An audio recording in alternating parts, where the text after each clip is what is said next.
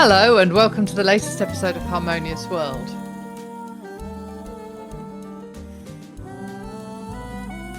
My name is Hilary Seabrook.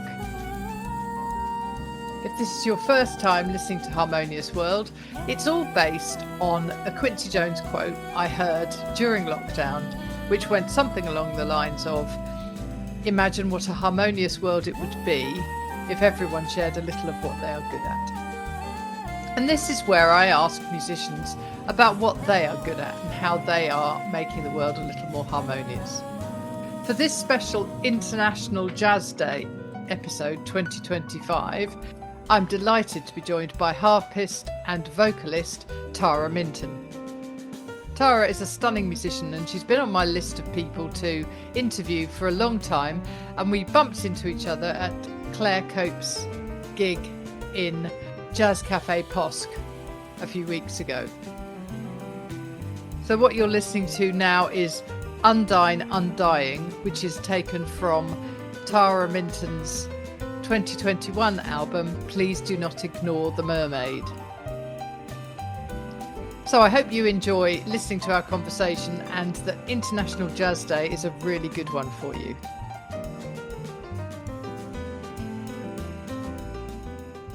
So welcome to Harmonious World. I am absolutely delighted that my guest for International Jazz Day 2025 is harpist and vocalist Tara Minton. Hello, Tara. Hi, Hilary. Hey, it's good to see you. Likewise. Yeah, so we've got a lot to talk about, not least being obviously, what jazz means to you. And we'll talk about your music and everything that you've produced and your life. Your life is an incredible story, so we can talk about that. But let's start by, since it's International Jazz Day, talking about what jazz means to you. It's a great question. For me, jazz is like a language. And like any language, when you listen to somebody speak really well, it's really inspiring. They put ideas into words that form shapes in your mind and take you to places that you didn't know existed. And the more eloquently you speak, the more you're able to do that. So I love listening to the greats play jazz because that's what they do to me. And I strive to always keep expanding my language and being inspired so that I'm able to express myself more and more eloquently. And I think that's what we're all striving for is that ability to talk with one another in a way that's really sparking and inspiring, new ideas. Yeah, brilliant. And I think that one of the nice things about jazz, as it is with kind of literature and art, is that we're all standing on the shoulders of giants, and it's okay to admit that you're learning from them. Yeah. 100%. All of the great jazz musicians always cite their inspirations. I think it's a really new thing that we're a bit shy to say that we're inspired by or we are influenced by someone, but actually it's nonsense. Yeah, definitely. Definitely. So can you explain to my listeners how you have got to where you are now in terms of you're in London, but you're not born in London? So how did you get here? So I'm from Melbourne, Australia. I was, learning the harp and the piano and singing, and I got into jazz and then decided that I would start to play jazz on the harp, and I met Jacques François, who's the director of Les Harpes Camac, the French harp company. And I play a Camac in Australia, so I love his harps, and he's a fantastic jazz harpist, so I'm a big fan of his. And we met for lunch, and he offered me an endorsement with Les Arts Camac. And so 5 weeks later, I moved to London, um, to be where the action is, because there's not much that they could do for me in Australia. And then I drove to Paris and picked up the harp that he gave me, and yeah, just kind of figured it out from there. Yeah, and it's a beautiful harp. It's blue, isn't it? It is blue. It's a stunning. In fact, I'm going to put a photograph in the links because it's such a beautiful, beautiful instrument. I mean, the harp is anyway, but that blue is great. Yeah, yeah. They Camac were the first to make the electric harp, and in my opinion, they are still at the top. Yeah. Does it make it easier to kind of mic and record and all that sort of stuff being electric? Yeah. So when I'm recording, I always choose to record acoustically because the sound of the harp sings. But on a live performance, trying to mic a harp, on a close jazz stage when you're right next to the drum kit, it's pointless. Yeah. So having the ability to plug it in like a guitar means that you can hear it. Yeah. And it's great, isn't it, that it's got both of those aspects. So it can be one thing or the other. Yeah, and you can also plug in effects pedals, which is quite fun to play with. Oh, that's brilliant. Have you done a lot of that? Not a lot, but a bit. My Mermaid record, Please Do Not Ignore the Mermaid, uses a pedal and to get like this kind of psychedelic underwater feeling, and it's quite fun. Yeah, that's a lovely album. When was that? That was 2021. Yeah. And in fact, I'm going to start this podcast with a clip from Undying from that album, and it's a very very interesting album. So where did all of those sort of songs come from? They swam up from my subconscious. But the concept of the album, I was exploring mermaid mythology from around the world, and particularly wanted to talk about sustainability in our oceans. Um, but it's quite hard to talk about these things without sounding a little bit preachy and without people. Certain people are really on board, and certain people get their backs up. Um, so instead, I just explored mermaid mythology, and underneath the surface is this message of sustainability and for the environment and our oceans. That's great, and it's really nice, isn't it, to explore those themes around sustainability, but from the perspective of kind of mythology and history and beliefs of people from a long time ago when plastic wasn't an issue in the ocean particularly. Yeah. uh, And we yeah. can empathize for a character that is other to us who lives in the oceans. And then if you sit and think about it for a second, well, we live here too. We actually share that experience. Right, absolutely. And I think one of the marvelous things about sort of mythology is that they are stories that are have been told over millennia to sort of explain the world Mm. and to explain our position in the world. So I think that sounds really interesting, and I love that album. Thank you. So yeah, and please do not ignore the mermaid. So then your most recent album is with Ed Barber, is that right? Yes, two for the road. Yeah, which is great, and I love that sound of the double bass with your harp. So when did you meet Ed, and how did you start playing together? Gosh, we met in 2013 at the Ash Ted Jazz Club, which is still run by Tom Early, a drummer. And I was invited to play as the guest artist. They have a house band and a guest artist.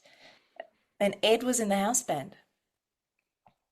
Ah. And that house band became my first band in London. We really got along, and then I just kind of borrowed them. Yeah. I think when you find musicians like that you really gel with, it you just want to hang on to them all the time, don't you? 100%. And so Ed and I have been playing together since then. So more than 10 years now. Okay. And then so Two for the Road came out in 2022, and that's got some great tracks on it too. Thank you. I mean, I didn't write any of them. They're all standards of covers, but we just chose our favorites. Yeah. So at this point in the podcast, I'd really like to play an extract from What We Have to Be, partly because it's got Stan Sulzman on sax, and he's a great sax player.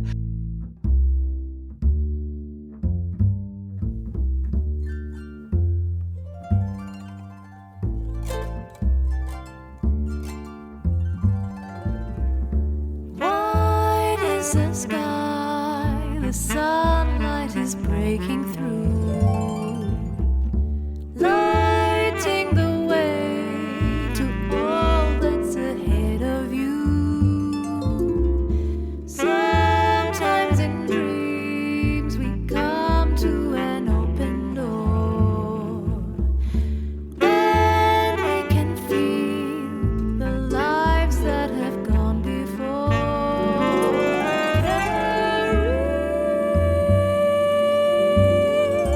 The weight of the years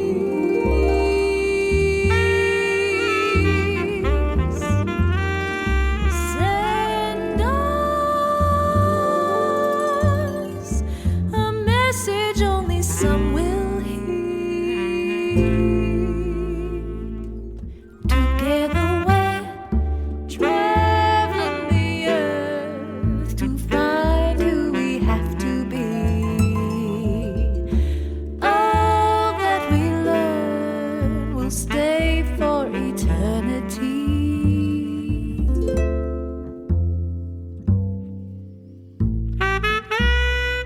And there's a great story about where that one came from. So can you talk about that? Yes. So I first encountered this tune studying at the Guildhall, and we were given it in a class, and I loved it. And it's written by Dave Holland. It's originally called Dream of the Elders. But Norma Winston wrote lyrics, and on this music that we were all given were the handwritten lyrics of Norma Winston. Wow. I really loved it, and the lyrics, of course, they're Norma's, so they're expansive and beautiful. Um, and when it came time to choose repertoire for the album, I really wanted to play this, and I called Norma up and I said, "Would you mind if we played this, and if we sung your lyrics?" And she gave us permission, but also those lyrics have never been recorded before, so this is the only recorded version of her lyrics. Wow. It's a great story. And I love it when pieces sort of they have a life of their own, and you know, you're doing is channeling it, really. Yeah, yeah. Brilliant. So what's next? What does the future hold? Oof. All right. So I've just finished recording an album called The Devil Invites You to Dance. It was written, I took 2 weeks out to go to Mexico City, and I hired an Airbnb in Coyoacan, which is a beautiful part of the city, and I borrowed a harp and wrote this album. So it's all about, it's kind of, yeah, there's mythology involved as well. Different underworld figures in Mexican mythology, like the Mayan mythology, and in our mythology, kind of like the Catholic archetypes. But the deeper meaning is connecting to one's desires and understanding like our own path, forming our own path for ourselves rather than so often we define ourselves in relationship to others, and we care for others' needs and we prioritize other people's needs above our own. And if that goes on too long, it can be quite a dangerous road. And so this is a reminder to check in and reconnect with the things that bring you joy. Right. So this is all original compositions. Yes. Right. And who have you got with you on the album? Okay, so I have Miguel Gorodi on trumpet and flugel, who hilariously has a very Spanish sounding name but doesn't speak a word of Spanish. Then I have John Williamson on double bass, David Ingemells on drums, and Emilio Yanez Ruiz on percussion. He's from Mexico City, and I met him on a project with Opera North. He's a fantastic musician and poet. He wrote some of the Spanish lyrics. And then Ernesto Marichales, who's a maracas specialist, and so he came in to play one of the pieces because none of the other percussionists wanted to attempt it. Okay, and when's that album due out? Halloween, 31st of October. Oh, excellent. Does this feel like a moment that where you're really expressing yourself and where you came from and where you are now? Yeah, yeah. I had a bit of a soul awakening in Mexico City. I went there on tour with a Slovak artist, Esther Weisnerova, and just reconnected with my joy, and parts of myself that had gone to sleep.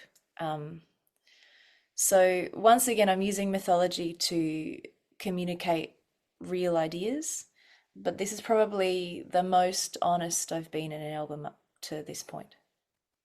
Excellent. That's really good. I really look forward to hearing that then. Fantastic. And what about live work? So, gosh, at the minute I'm in rehearsals with the Royal Ballet. Um, I'm understudying Julia Fordham for a production celebrating the music of Joni Mitchell. Wow. It's a dream. Absolutely. That's incredible. Yeah, I had the first rehearsal yesterday singing with the orchestra, and it might possibly be the greatest feeling on earth to sing Joni Mitchell with an orchestra. Yeah, absolutely. That's amazing. Where is that on? At the Royal Opera House. Oh, okay. In Covent Garden. Yeah.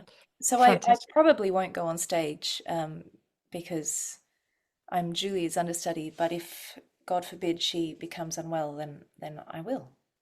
Right, and presumably you've got the rehearsals anyway, so you're having to perform it, albeit to an empty hall. Yeah, 100%.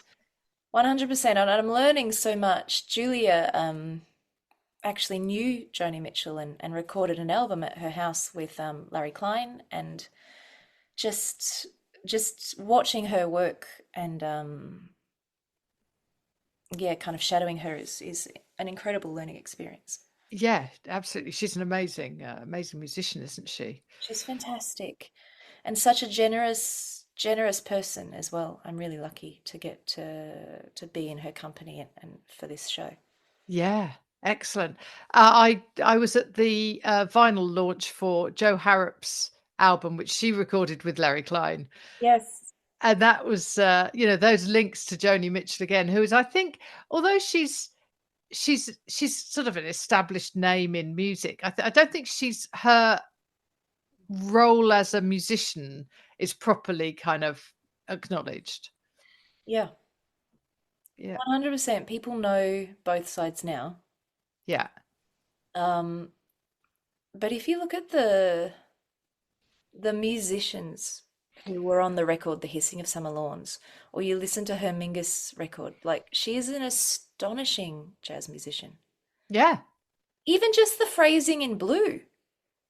Like I'm deep at the minute trying to imitate Joni Mitchell's phrasing, and it's like Kenny Wheeler levels of inspiration.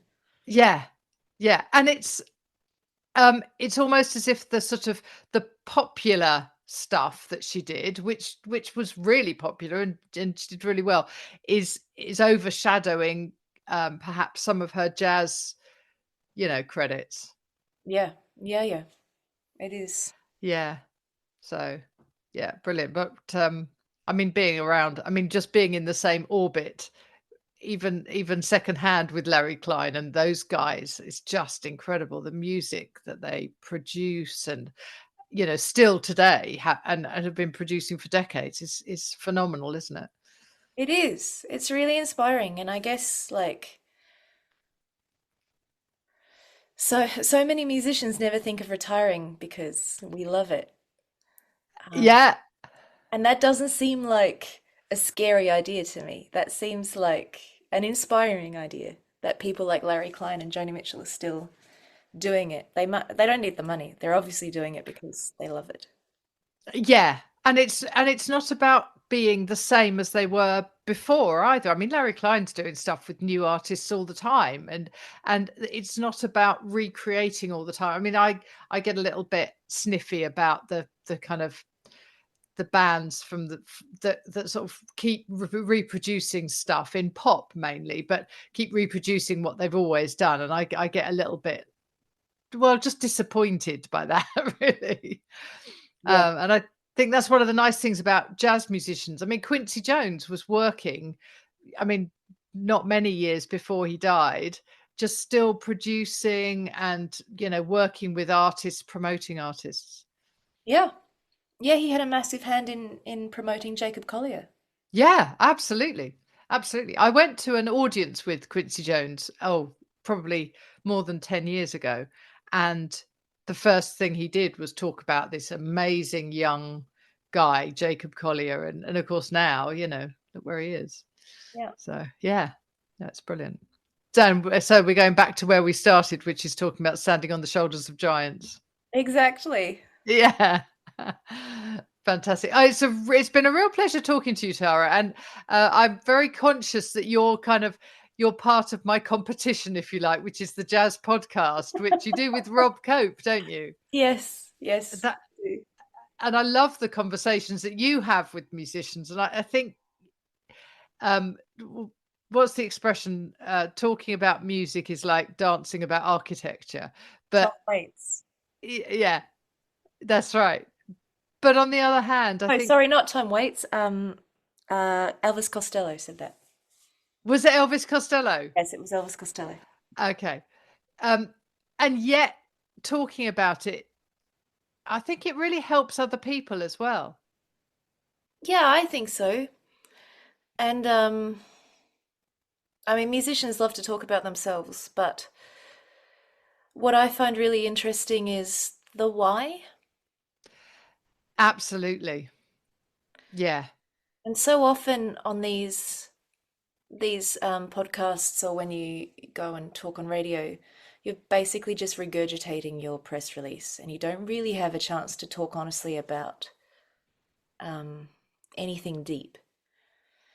So that's why, like, Harmonious World and the Jazz Podcast creates an opportunity to have a deeper conversation. Yeah, absolutely. And it is about that.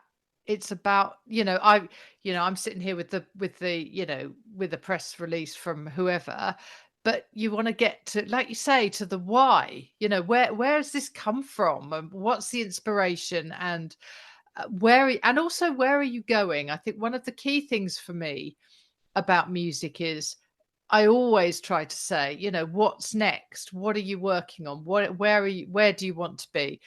When I started Harmonious World, it was during the lockdown. And one of the best things was, to ask people, well, when we can get out and about again, what are you going to do? What's the first thing you want to be doing?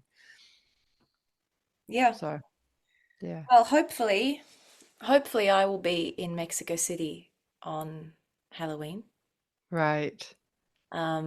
Because that album really is a love letter to Mexico, and a thank you for bringing me back to myself.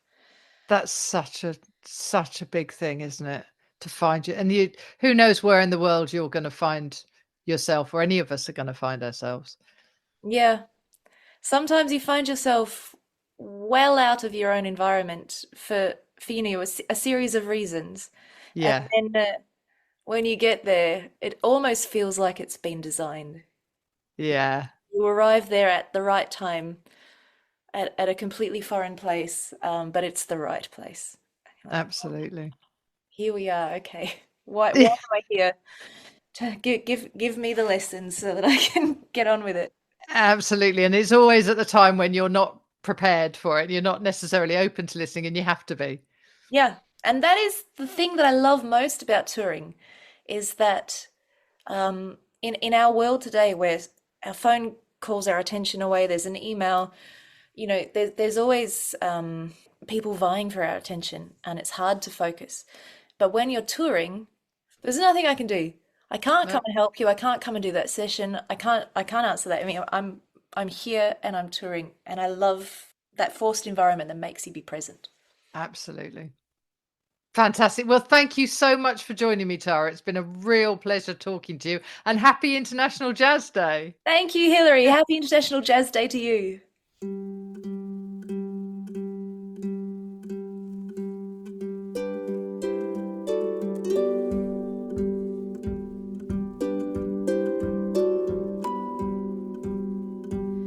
Blackbird singing in the dead of night. Take these broken wings and learn to fly. All your life, you were only waiting for this moment to arrive. I hope you enjoyed listening to that conversation with Tara Minton. So happy International Jazz Day. And if you're not listening to this on the day, then every day is a jazz day. What you're listening to now is Blackbird, taken from Tara Minton's 2022 album Two for the Road with Ed Barber on bass. You'll find links in the show notes for Tara and also for my album and live gig reviews. Please feel free to share, connect. You can also subscribe. All the links are in the show notes. I hope you stay well. Until the next time.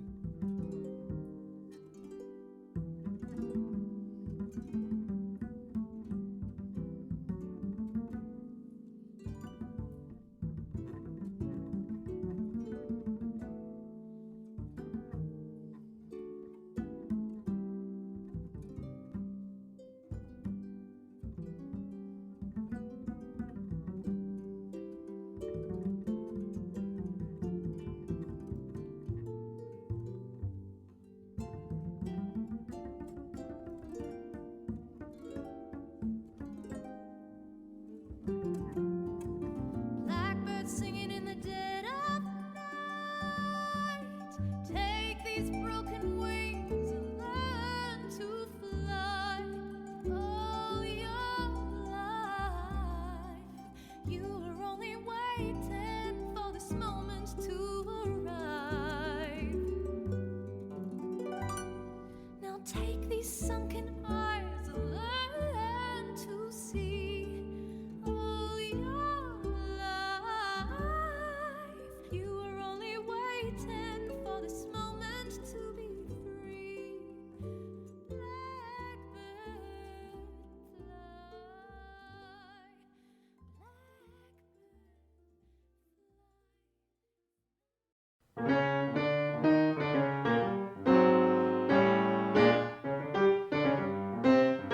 Thank you for listening to the latest episode of Harmonious World. My name is Hilary Seabrook, and it's a great delight to bring this series of discussions with musicians and composers and writers and all sorts of people to you.